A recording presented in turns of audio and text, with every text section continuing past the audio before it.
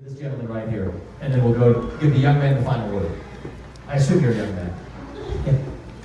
I used to actively encourage young people to consider military service, and I've stopped doing that in recent years. Served. I served, and I've talked to hundreds of other vets, and I used to actively encourage young people to consider military service, but I've stopped doing that, and a major reason I've stopped doing that is that I've just lost confidence in our military leadership.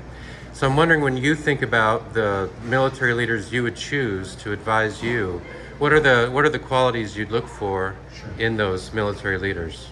Well, thank you for that question. I thank this man for his service to the country.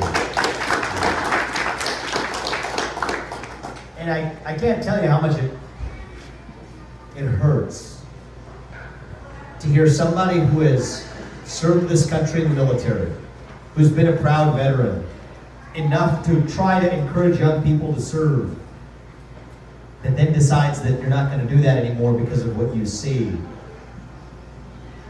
That hurts, but it's where we are. I think we need to clean house in the Pentagon. I think we need people in charge of our military who actually understand the value of life. Who actually, the best way to respect our troops is to understand, yes, if you're serving in the military, by definition, you're putting your life on the line. That part is not debatable. But let it be for this country, not for some vague, nebulously defined interest. 25 years of failed foreign policy, wars in Iraq and Afghanistan. Tens of thousands of our sons and daughters, people my age and younger, went to go die in those wars. To what end? The Taliban, for God's sake, is still in charge 20 years later. Iraq is a more broken country than we showed up. Now we're about to repeat those same mistakes in places like Ukraine. And so the qualities I look for is, Lloyd Austin coming from the board of Raytheon. Nope, it's not going to work.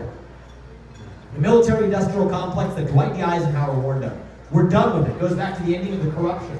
People should not make money off of selling off our foreign policy. Joe Biden, his son gets a $5 million bribe from Ukraine. Well, he should not be making the decisions of when we actually send our money to Ukraine.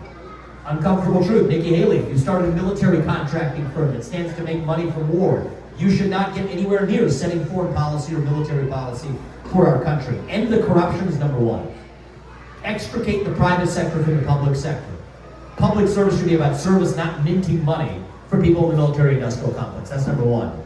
Number two is respect for life. And number three is a level of competence that's been badly missing. Even if we're talking about the withdrawal from Afghanistan, why on earth would you leave for the civilian airport rather than the military airport? Why on earth would you pull our troops back into the civilian second rather than the other way around?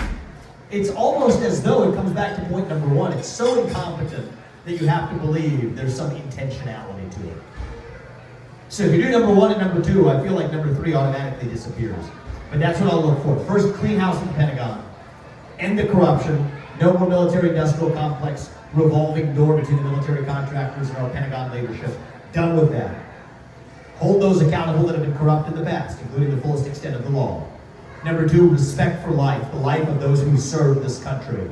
By saying if you're going to put your life on the line, it's going to be to advance the interests of this nation, not some other one.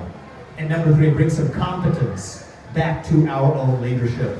That's my job as your commander-in-chief. And so if you put me there, I hope that 2 years into my presidency, you will have the confidence once again to tell young people that they should be proud once again to serve this country. That's my word to you, and if I do my part, I hope that you'll do yours too, sir.